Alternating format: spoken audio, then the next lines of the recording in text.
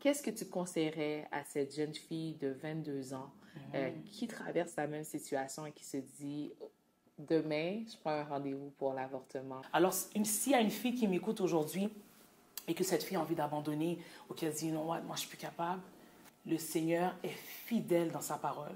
Le Seigneur ne t'a pas mis sur terre pour que tu tombes enceinte, puis qu'après ça, que ta vie soit finie. Non, bien au contraire. C'est parce qu'il t'appelle à être une guerrière, à être une femme de prière, à le chercher constamment. Et c'est Dieu qui ouvre les portes. C'est Dieu et Dieu seul qui ouvre les portes. Fais-le confiance. Cet enfant-là va t'apporter tellement de joie, tellement de paix. Fais confiance à Dieu.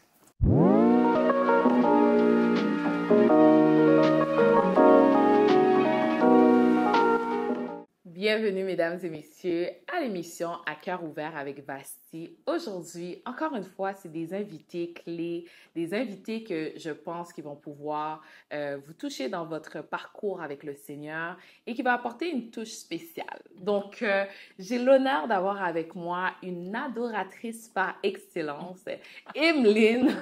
Donc, je vais la laisser se présenter. La parole est à toi. Qui es-tu? Alors, encore une fois, merci beaucoup pour l'invitation. J'apprécie énormément.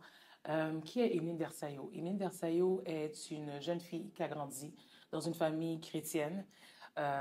Présentement, je suis mère monoparentale.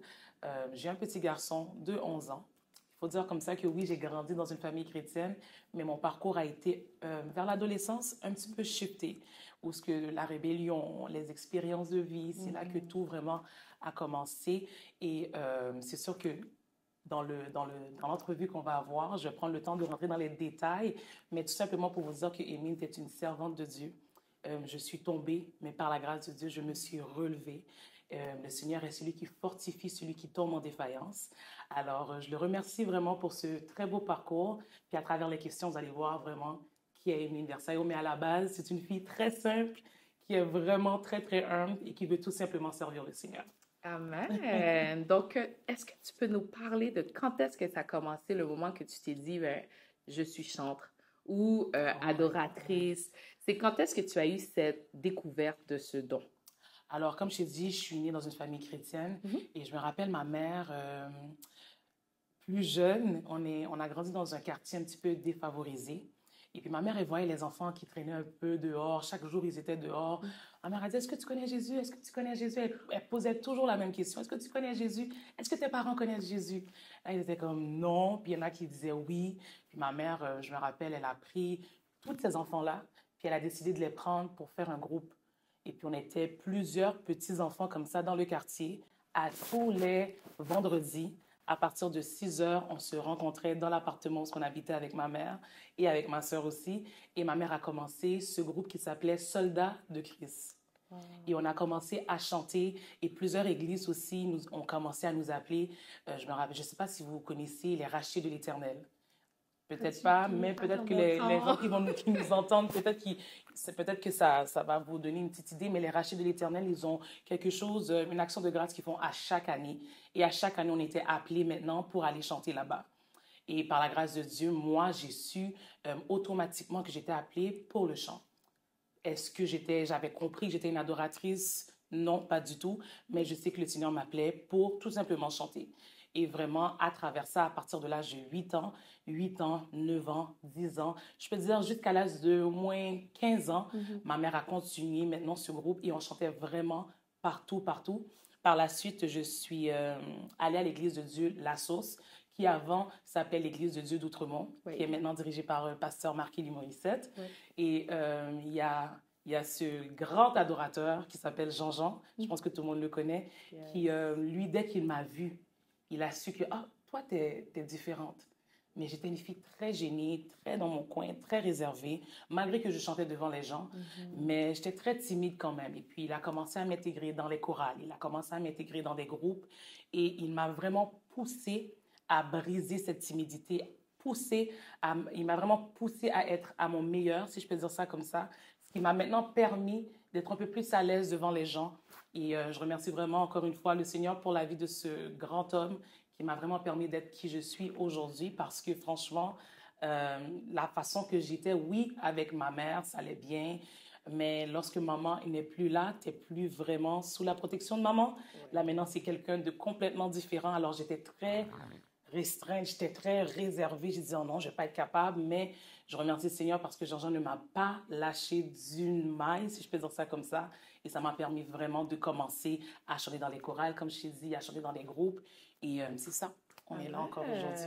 Shout out to Jean-Jean, si tu écoutes. En parlant justement de dons, il y a des jeunes qui regardent sûrement la vidéo et qui se demandent, mais quel don que j'ai présentement? Donc, comment on fait pour savoir c'est quoi son don, c'est quoi les étapes que tu pourrais conseiller à quelqu'un qui est encore à la recherche de soi-même sur le terme spirituel? OK. Alors, un don est un cadeau de Dieu. C'est quelque chose que le Seigneur te donne. Et je crois que c'est quelque chose, ne veux pas, qui se développe de façon naturelle. C'est inné chez toi. C'est pas quelque chose que tu forces, c'est pas quelque chose que tu vas chercher. On le voit, tout simplement. Et ça porte, veux pas, ses fruits au fur et à mesure que tu grandis. Une personne, une jeune fille comme moi, je vais prendre l'exemple sur moi, qui a commencé à chanter, qui n'arrivait même pas à tenir une note. Ce que j'ai fait, j'ai dû aller prendre des cours. J'ai dû prendre le temps de commencer à aller un peu plus en profondeur dans ce don-là que le Seigneur me l'a donné. Alors, tu n'as pas besoin de chercher, tu n'as pas besoin de forcer. C'est quelque chose que tu as chez toi et tu le sais. La plupart du temps, on a tendance à dire « Oh non, je passe… » Non. Sois sûr, fais-toi confiance.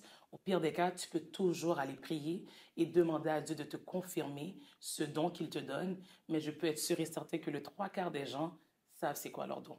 Il faut tout simplement faire confiance à Dieu et vraiment le laisser te guider à travers ce don-là. Amen. Ouais. Comment tu as su que tu allais suivre la voie de Christ comme sauveur, tu as accepté en fait Christ comme sauveur personnel? Quand est-ce que tu as pris la décision de te baptiser? C'est quand tu étais vraiment sûre de ta relation avec Dieu? Peut-être pas, mais que tu savais absolument que bon, il faut que je me baptise, c'est important pour moi.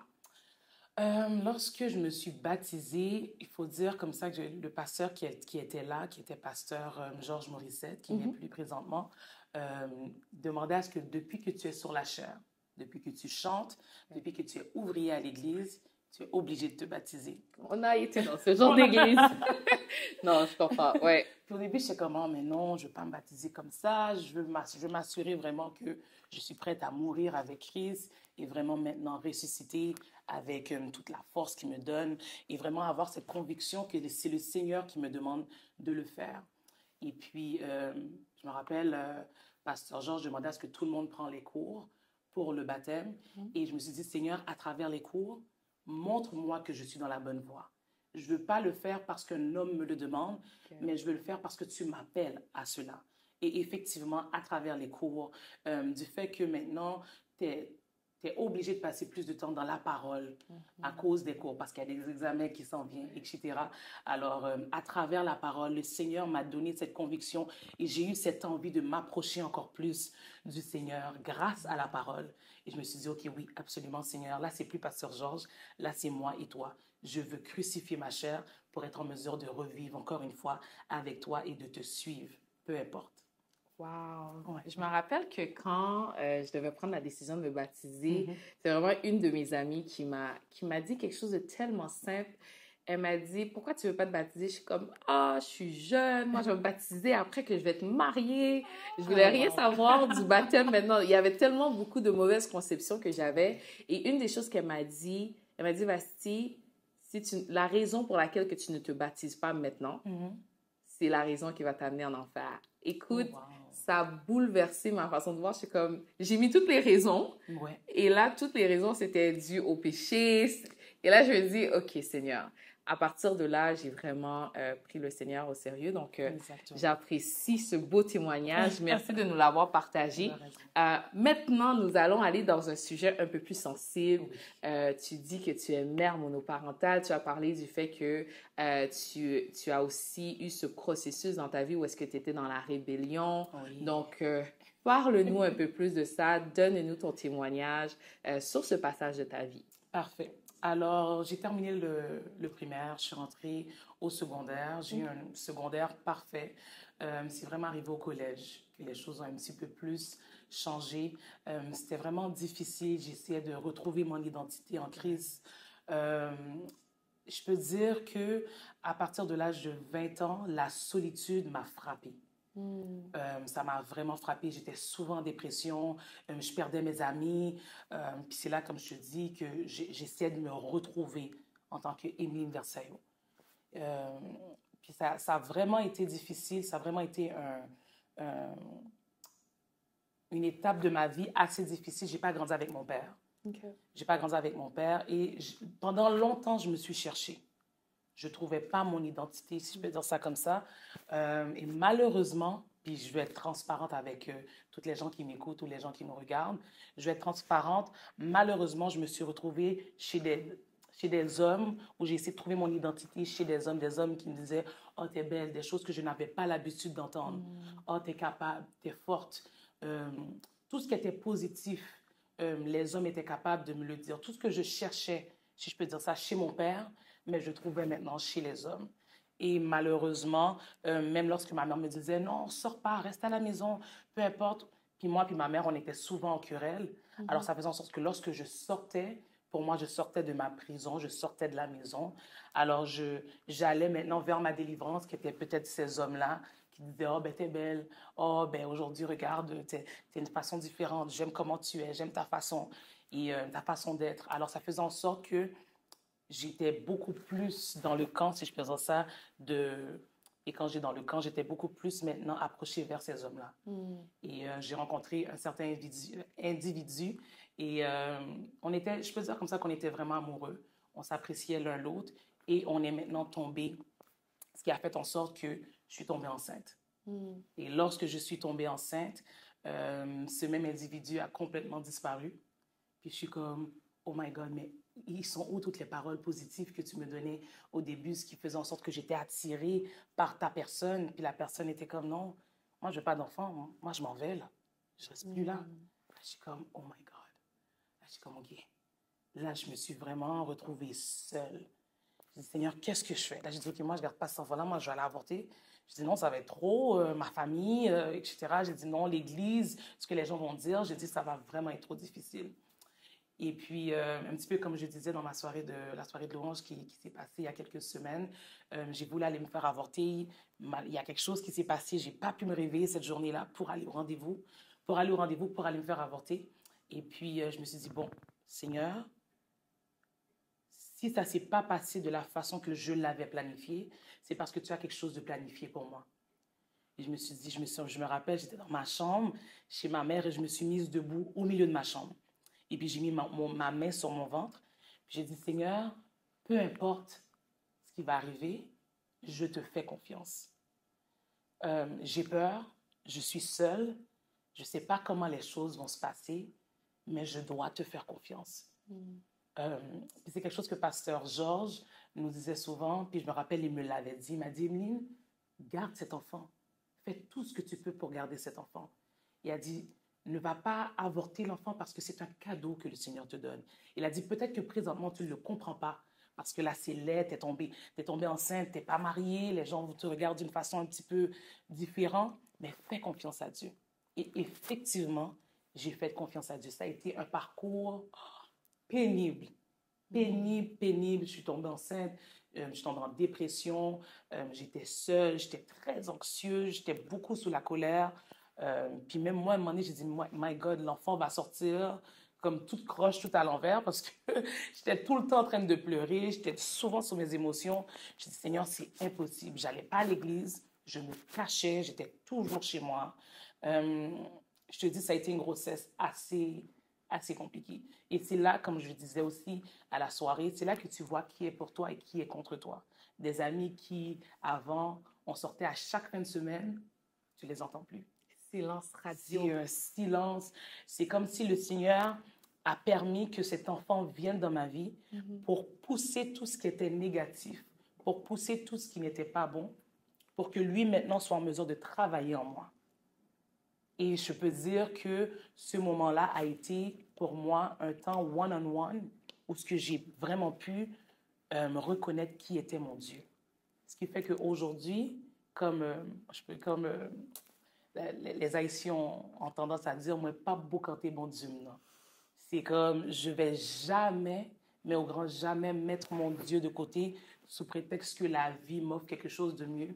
Non, je sais d'où ce que je viens et j'ai pu reconnaître ce Dieu-là, mon Dieu, si je peux dire ça comme ça, le Dieu qui pourvoit, le Dieu qui est là, le Dieu qui entend. Je me suis dit, tu sais quoi, moi, je ne laisse pas et je n'abandonne pas mon Dieu. Ce qui fait que c'est ça qui me permet d'avancer encore aujourd'hui. Lorsque je vois d'où ce que je viens, je me dis, c'est impossible que j'abandonne Dieu pour peu importe ce que la vie a à m'offrir. Alors, c'est ça. Wow! Et est-ce que tu as eu des déceptions à travers ça? Tu sais, des gens que tu faisais confiance, c'était comment que tu vivais ça? Toutes ces gens que tu t'attendais à ce qu'ils soient là pour toi, qui t'appuient, et on s'entend, tu étais dans un milieu chrétien aussi, donc tous ces gens qui se nomment chrétiens, que finalement tu dis, mais l'amour de Christ est où? Comme vous étiez supposé d'être là pour me supporter et non me lapider. Donc, c'était comment tu vivais ces moments-là? Pour de vrai, je me rappelle la première fois que je suis allée à l'église et j'étais enceinte. Mon ventre commençait déjà à bien ressortir. Et puis, je me battais parce que je me rappelle, il y avait une fête à mon église. Puis je me suis dit, oh, je vais y aller, peu importe. Je dis, même si je m'assois derrière, je vais y aller. Mais je me suis dit, oh Seigneur, comment je vais faire? Parce que les gens m'ont tellement critiqué, les gens m'ont tellement jugé.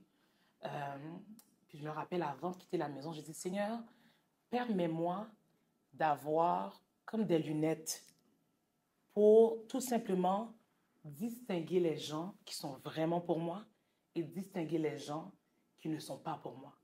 Parce que je ne veux pas aller à l'église pour aller pleurer, je vais aller à l'église pour te rencontrer. Parce que présentement, j'ai besoin de force, présentement, j'avais besoin de sortir. Et pour sortir, ce n'est pas pour aller prendre une marche, non, c'est pour aller rencontrer Dieu. Et je voulais retourner à l'église. Et effectivement, j'ai fait cette prière et je suis arrivée à l'église. La présence de Dieu était tellement palpable. J'ai même pas vu les gens qui m'ont critiqué. J'ai pas vu les gens qui me pointaient du doigt. Et même si j'aurais pu les voir, le Seigneur me permettait de juste snap out of it. Et j'ai pu prendre ce que j'avais besoin et je suis partie. Alors les gens, puis je remercie le Seigneur parce que les gens qui te regardent comme ça, les gens qui te critiquent, les gens qui te rejettent, je remercie le Seigneur parce que ça, moi, personnellement, ça m'a fortifié. Ça m'a vraiment, ça m'a donné un courage. La parole de Dieu nous dit, il dresse devant moi une table en face de mes adversaires. Yes. De la même manière que ces gens-là m'ont rejeté, aujourd'hui, le Seigneur le Seigneur m'utilise pour les bénir. C'est quelque chose de fou. Des fois, tu aurais pu penser que c'est ces gens-là qui m'ont rejeté, alors ils ne vont jamais revenir dans ma vie. Bien au contraire, le Seigneur les rapproche pour leur montrer, regarde, c'est moi qui est Dieu. C'est moi qui change les vies. C'est moi qui change les circonstances. Puis de voir que ces gens-là, aujourd'hui, je suis capable maintenant de m'asseoir avec eux pour parler. Est-ce qu'on est amis, on est proches? Non. Mais le Seigneur me permet quand même d'avoir un amour pour ces gens-là. Puis de dire, tu sais quoi, on est en paix. Je te pardonne, c'est correct. On avance. Wow.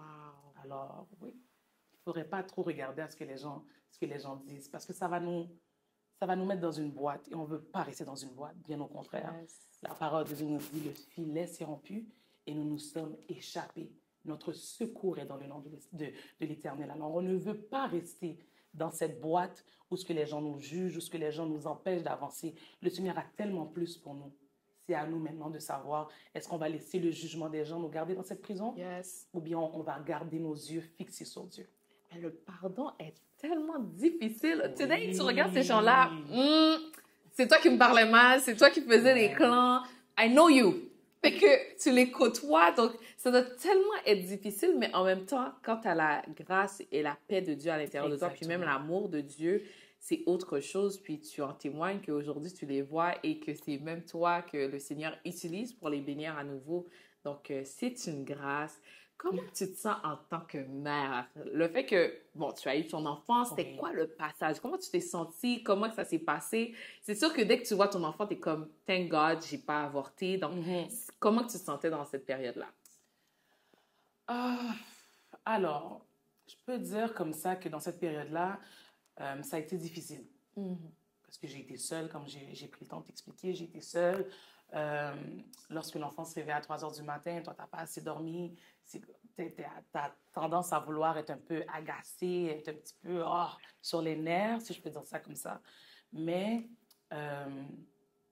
je remercie le Seigneur parce que ce processus m'a permis d'être la mère que je suis aujourd'hui. J'étais une jeune fille en colère, fâchée contre la vie. Je voulais rien savoir. J'étais dépressive, j'étais suicidaire. Je voulais rien, mais rien savoir. J'étais fatiguée. Et de voir que le Seigneur m'a envoyé Elijah, c'est le nom de mon petit garçon. Le Seigneur m'a envoyé Elijah et Elijah m'a permis de travailler sur ma personne. C'est drôle parce qu'au début, je me suis dit, Seigneur, tu m'as donné un enfant. De un, il m'a donné un fils. Je n'ai pas grandi avec un père. Je n'ai pas grandi avec des cousins ou avec des tontons pour dire, bon, je sais un petit peu comment un homme fonctionne. Pas du tout. J'ai grandi avec des tantes, avec ma mère, avec ma soeur. C'est juste des femmes. Alors, lorsque j'ai su comme ça que j'ai un petit garçon, excuse-moi, j'étais extrêmement fâchée. Dès que le médecin m'a dit que c'était un petit garçon, je me rappelle, je pense que j'ai fait des semaines à être fâchée. Je dis, je vais faire quoi avec un garçon? Je dis, bon, tu ne m'as même pas donné un père. Pourquoi tu me donnes un petit garçon? Je vais faire quoi? Je ne sais même pas comment éduquer un petit garçon. Si tu m'avais donné une petite fille, je sais c'est quoi une petite fille. Je suis une fille, j'ai des cousines, c'est facile, mais un petit garçon, je vais faire quoi avec ça? J'étais énervée.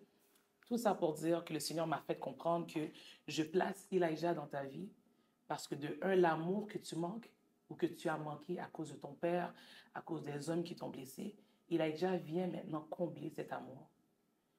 Et j'ai besoin que tu t'assoies avec ton fils et que tu aimes ton fils. Parce que c'était un grand brisement qui était chez moi. Je dis, je me levais avec la colère, j'allais dormir avec la colère. J'étais fâchée. Et de voir que maintenant, tu as un petit bébé à qui tu dois donner de l'amour à chaque jour. À chaque jour, c'est un challenge. À chaque jour, c'est un défi. OK, on recommence. OK, t'as faim. OK, il faut que je te change. OK, tu viens de vomir. OK, c'était... À chaque jour, c'était comme... Puis le Seigneur brisait. Il brisait. Ce qui fait qu'à un moment donné, OK, tu pleures. Oh, OK, c'est correct. J'arrive, maman est là. Ça a tellement brisé des barrières. Ça a tellement brisé des hôtels chez moi, des hôtels spirituels, si je peux dire ça comme ça, des barrières spirituelles. Ça a tellement brisé ces choses chez moi, ce qui fait en sorte qu'aujourd'hui, je remercie Elijah, puis je l'ai fait aussi publiquement. Je te remercie parce que sans toi, j'aurais jamais été la femme. Je pense même pas que j'aurais été là aujourd'hui. Ça, c'est sûr et certain. Je pense même pas que j'aurais été là. Je pense que je me serais déjà suicidée. Peu importe. Mais je remercie Elijah. Je remercie le Seigneur de m'avoir envoyé Elijah parce qu'il a brisé beaucoup de choses dans ma vie. Il me permet d'être la femme que je suis. Je suis retournée à l'école. J'ai terminé le collège. Ça m'a permis d'aller travailler. Ça m'a permis encore de pousser encore plus. Ça m'a permis aussi de commencer Amy Ministry, qui est avec toute mon équipe, qui est mon ministère. Puis tout ce que je fais, et je le dis toujours, tout ce que je fais, je le fais pour Elijah. J'essaie de briser maintenant des cycles. J'essaie de briser tout ce qui est transfert de colère, toutes les affaires qui essaient de revenir de génération en génération. Je me suis dit, Seigneur, oui, je suis tombée enceinte. Oui, ça a été difficile, mais ça s'arrête là. Ça s'arrête là et c'est un combat à chaque jour. Voilà pourquoi que par moment, on ne va pas peut-être me trouver dans des fêtes, on ne va pas peut-être me trouver dans certaines activités. Pourquoi? Parce que la vie ou le parcours que je prends aujourd'hui avec le Seigneur est complètement différent. Je suis une personne qui prie constamment. Je suis une personne, je dois lire. Je suis obligée de lire ma parole parce que je sais quel combat qui est devant moi. Et je ne veux pas que ça soit reproduit sur mon fils ou sur mes petits-enfants. Alors, je dois le briser. Mais pour ça, c'est une position que tu dois prendre. Ce n'est pas évident, mais c'est une position que tu dois prendre. Oui. Est-ce que vous avez entendu? Est-ce que vous sentez l'onction? Oh my God! Est-ce que tu peux nous dire à quel âge que tu as eu ton fils? Je ne sais pas si tu l'avais mentionné, mais oui. À quel âge? J'ai eu à 22 ans. Wow! Ouais. 22 ans. Oui, à 22 ans. Oh my God! I'm proud of you. Merci. Franchement, je sais que ça n'a pas dû être facile, puis j'ai même pas un tiers, même pas un quart d'idée de tout ce que tu as pu traverser. Mais ton témoignage tenait à ce que les gens écoutent justement parce que c'est une histoire et un témoignage d'encouragement. Absolument. Je veux vraiment que les jeunes qui traversent cette situation, je sais que tu n'es pas la seule. Dans plusieurs églises, et il se peut que il y a des jeunes filles qui t'écoutent et qui entendent ça, qui se disent, OK, il y a de l'espoir. Absolument, il y a de l'espoir. Absolument. Donc, qu'est-ce que tu conseillerais à cette jeune fille de 22 ans qui traverse la même situation et qui se dit, demain, je prends un rendez-vous pour l'avortement, c'est fini. Je ne veux pas que les gens sachent mon histoire. Je vais rester dans mon coin. Qu'est-ce que tu conseilles à cette jeune fille? C'est sûr que moi, durant mon parcours, j'ai été vraiment seule. Et je pense que ça a été une décision que j'ai aussi prise parce que, oui, effectivement, il y a des gens qui m'ont rejeté, il y a des gens qui m'ont abandonné, ou peu importe, mais il y avait aussi des gens qui voulaient être là. Mais à cause de la honte, je voulais rester seule. À cause de ce que les gens disaient, je me suis dit, tu sais quoi, non, c'est correct, oh, merci, je sais que tu veux m'apporter à manger, mais ça va aller. Je vais faire mieux ne pas manger pour dire, oh, ben l'enfant est mort parce que, bon, il y a eu des problèmes. C'était à ce point-là, là. Mais je sais qu'il y avait du monde qui voulait m'aider. Tout ça pour dire que les gens qui sont là, que Dieu envoie, ne ferment pas la porte. Et je pense que c'est quelque chose que j'ai fait aussi durant ma soirée d'adoration, où il y a une jeune fille qui est tombée dans mon église, elle est tombée aussi enceinte. Et le Seigneur m'a dit, tu sais quoi, ce que j'ai fait pour toi, je veux que tu le fasses pour elle. Encourage-la, sois avec elle. Et je me rappelle, j'ai demandé de venir avec moi et j'ai prié avec elle. Je me suis assurée vraiment de la couvrir spirituellement. Et on a échangé le numéro de téléphone et jusqu'à présent, je la supporte. Et je me rappelle, même quand je tombe enceinte, quelques années après, il y a plusieurs filles qui m'ont contactée. Ils m'ont dit, Nine, je tombe enceinte, je ne peux pas. Je vais le jeter. Puis j'étais comme, hé, attends.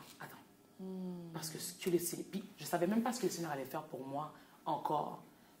J'avais encore il avait 3 ans. Je n'étais pas encore retournée complètement à l'église. Je n'étais pas encore l'adoratrice que je suis aujourd'hui ou peu importe. Mais j'avais juste confiance. Parce que je me suis dit, si le Seigneur m'a permis d'arriver là, il a déjà 3 ans, OK, on peut arriver à 6 ans, on peut arriver à 10 ans, je vais arriver à 18 ans, je vais arriver à 20 ans. Comme le Seigneur renouvelle la force à celui qui tombe encore une fois en défaillance.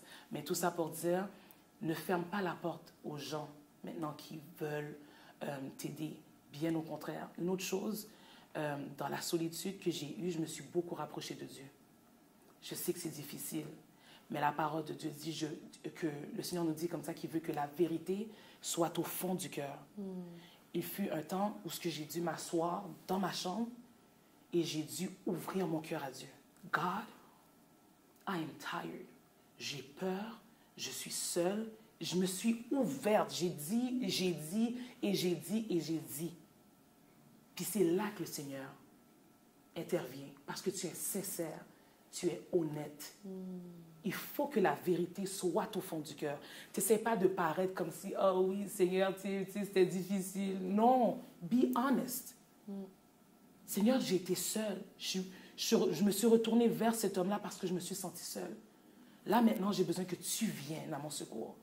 Je veux que tu viennes combler ce vide-là pour que plus jamais j'ai à tomber pour n'importe quoi, mais que j'ai toujours à tomber pour toi, pour ton amour, pour ta grâce, pour ta paix.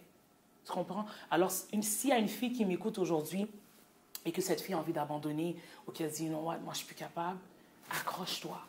Le Seigneur est fidèle dans sa parole. Le Seigneur ne t'a pas mis sur terre pour que tu tombes enceinte, puis qu'après ça, que ta vie soit finie. Non, bien au contraire. C'est parce qu'il t'appelle à être une guerrière, à être une femme de prière, à le chercher constamment. Et c'est Dieu qui ouvre les portes. C'est Dieu et Dieu seul qui ouvre les portes. Fais-le confiance. Cet enfant-là va t'apporter tellement de joie, tellement de paix. Fais confiance à Dieu. Amen. Wow, je suis tellement bénie. Est-ce que vous... Ouh, guys, pour de vrai, je resterai des heures et des heures à écouter parce que je pense que tu as payé un prix pour ça. Absolument. Pour avoir cette onction, pour avoir cette certitude dans ton Dieu, tu as payé un prix qui t'a coûté cher. Je veux que tu nous partages comment on fait pour développer une relation avec Dieu. Parce que des fois, on en veut à Dieu, right? Ouais. Comment tu as pu permettre cela? Pourquoi ça m'arrive à moi? Tu as tellement de questions pour Dieu, mais entre tout ce que tu as vécu, comment tu as réussi à te dire, ben, je vais suivre le Seigneur, puis je vais prier, puis développer ta foi chrétienne? Pour de vrai, c'est, comment je pourrais dire ça? C'est un 360. C'est ou bien tu décides de rester où ce que tu es Et quand je dis rester dans ce que tu es, c'est ou bien tu décides de rester dans la situation, ce que tu as, ce que tu pleures, ce que tu vois que c'est difficile, ou bien tu dis, OK, tu sais quoi? Laisse-moi me relever. Laisse-moi enlever un peu de poussière sur moi. Bon, mal bien. Bon, mets ton petit parfum sur moi. Laisse-moi me parfumer. Puis laisse-moi maintenant faire confiance à Dieu. Laisse-moi changer ma façon de faire. Et c'est pas quelque chose de facile. Ça se fait pas du jour au lendemain. Et je peux dire que jusqu'à aujourd'hui, je travaille encore sur moi-même. C'est du travail. Le plus gros travail, et je dis souvent à mon fils, le plus gros travail que tu dois faire, c'est sur toi. Par moment, on va penser que ça allait à l'école. Par moment, on va penser que ça allait travailler, de faire ton 9 à 5. Puis non, le plus gros travail que tu dois faire, c'est vraiment en toi. Si tu ne travailles pas chez toi pour briser certaines attitudes qui t'empêchent d'avancer, tu ne vas jamais y arriver. Tu comprends? Alors, quand mes amis m'appelaient pour me dire, on sort, bon, je ne pourrais pas. Je vais rester à la maison, je pense que c'est plus sage. Mais là, depuis que tu as eu Elijah, tu as changé. Je suis une mère. Mes priorités ont changé. Ma façon de penser a changé. Je veux que mon fils me voie comme un exemple. Parce que dehors, il y en a beaucoup qui peuvent lui montrer le mauvais exemple. And I rebuke it. Je veux rien savoir. Je veux être la ressource de mon fils. Pour quand il y a quelque chose qui ne fonctionne pas, pour que mon fils soit à l'aise et confortable de venir me parler. Alors, j'ai dû vraiment changer tout ce qui m'entourait, ma vie, mes amis, pour dire, OK, tu sais quoi, ça ne marchera pas. Et maintenant, passer beaucoup de temps dans la prière, passer beaucoup de temps dans la parole, aller dans des études bibliques, aller dans des retraites. Comme je t'ai dit, ce n'est pas évident, ce n'est pas quelque chose qui se fait du jour au lendemain, mais c'est quelque chose qui peut être fait au jour le jour. Alors, ouais. Wow! On approche vers la fin. Merci de nous avoir partagé ça. Je voulais juste voir avec toi maintenant que le Seigneur a ouvert les portes. Il y a même les portes de l'international qui s'ouvrent. Gloire à Dieu. Comment tu te sens? Tu as fait un concert aussi. Donc, ça t'est venu où cette idée-là? On va aller dans l'ordre d'idées. Oui. Mais premièrement, il y a eu le concert. Donc, d'où est venue l'idée? Pour de vrai, c'est l'année passée, je suis allée dans un réveil en Floride. Et puis, l'atmosphère était incroyable. Les gens priaient, les gens étaient vraiment dans une atmosphère d'adoration. Et je me rappelle, j'étais assise. Et c'est comme si, pendant que je suis assise, j'ai eu une vision. J'ai vu le concert comme je l'ai vu il y a quelques semaines. Je l'ai vu. Puis j'ai comme, oh, qu'est-ce qui se passe? Puis je me voyais chanter, je voyais que la place était remplie avec du monde, des gens qui adoraient. Et puis lorsque j'ai ouvert mes yeux, j'ai entendu la voix de Dieu qui m'a dit le psaume 116. Et puis je me rappelle plus vraiment du verset, mais le verset qui dit, comment rendrai-je à l'Éternel tous ses bienfaits envers moi? J'élèverai la coupe des délivrances en présence de tout son peuple. Et jusqu'à présent, je l'ai dans mes notes qui est inscrit le verset, j'ai vu la vision, je l'ai dans mon téléphone. Puis je me suis dit, bon, ok, on verra. Je vais le laisser là. Le Seigneur, s'il m'a montré la vision, à un moment donné, tu vas m'envoyer la provision pour le faire. Et effectivement, par la suite, 1 an après, le Seigneur m'a envoyé les gens avec qui je devais travailler. Mais il faut dire comme ça que j'ai dû, encore une fois, me positionner pour dire, OK, Seigneur, tu as tellement fait dans ma vie. Je pense que c'est le temps pour moi maintenant de t'offrir une action de grâce, de t'offrir un mot de remerciement, mais ça ne peut pas être juste moi qui est dans ma chambre qui dit merci au Seigneur. Puis c'est là que le verset, que la vision, que le Seigneur m'a dit, mais va dans tes notes, rappelle-toi qu'est-ce que je t'ai montré. Et quand je suis retournée dans mes notes, puis j'ai vu tout ça, je me suis dit, OK Seigneur, on met le plan à exécution. Puis là, les gens sont venus, les gens avec qui je devais travailler sont venus. Et effectivement, la soirée maintenant a pu s'accomplir de cette façon. Guys, si vous n'étiez pas là, vous avez manqué quelque chose parce que moi, j'étais là. Le Saint-Esprit de Dieu était là du début jusqu'à la fin. Amen. Et c'était digne de Dieu, Amen. Digne de notre Dieu. C'était une expérience, vraiment. Ça faisait longtemps que je n'ai pas assisté à ce genre de concert. Donc, merci d'avoir obéi. Comment qu'on peut te retrouver, les gens qui veulent te follow, qui veulent entendre de tes musiques? C'est quoi tes plateformes? Alors, c'est simple, c'est Émile Versailles, que ce soit sur YouTube, Facebook ou Instagram, aussi sur mon TikTok. Juste tapez Emeline Verseillo, vous allez me trouver. Merci encore d'avoir Ça été fait vraiment présente plaisir. Merci avec à toi, nous. Mabel. Nous te remercions toute la radio, puis je pense que les gens qui vont t'écouter vont te remercier aussi de ta transparence. Amen. Merci, c'est rafraîchissant d'entendre ce genre de témoignage que Dieu peut le faire encore. Absolument. Et pour toi qui écoutes, Dieu peut le faire pour toi. Mot de la fin? Tu veux que je donne un petit mot de la fin? Bien sûr! Alors, pour de vrai, fortifie-toi dans le Seigneur. Ne te décourage pas. Le Seigneur redresse celui qui tombe, celui qui est courbé et nous permet de rester ferme en lui. Rapproche-toi de Dieu, n'abandonne pas et le Seigneur est fidèle. Amen. Abonnez-vous à notre page YouTube, la radio Effusion, et aussi sur Instagram. See you soon pour une nouvelle épisode. Donc, merci encore d'avoir assisté et à très bientôt.